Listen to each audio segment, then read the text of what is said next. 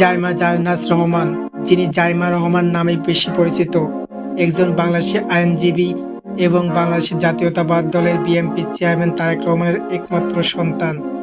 তিনি বাংলাদেশের প্রাক্তন প্রধানমন্ত্রী খালেদা জিয়া এবং প্রাক্তন রাষ্ট্রপতি জিয়াউর রহমানের নাতনি।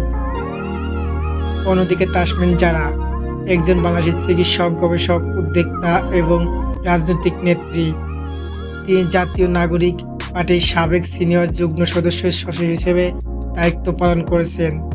আজ আমরা এই দুইজনের আসল নাম, ডাকনাম, উচ্চতা, জন্মস্থান, পড়াশুনো, স্বামী, পদবি, বিখ্যাত অর্জন, মোট সম্পত্তি এই বিষয়ে জানতে চলেছি। ভিডিওটি সম্পূর্ণ দেখার অনুরোধ রইল।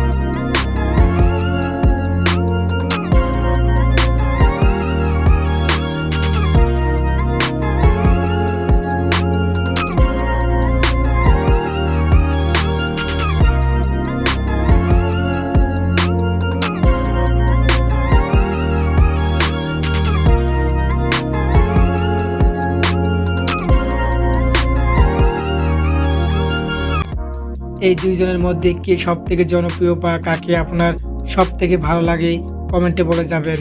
তো দেখা হবে পরবর্তী কোনো ভিডিওতে। এত সময় আমাদের সাথে থাকার জন্য অসংখ্য ধন্যবাদ সবাইকে।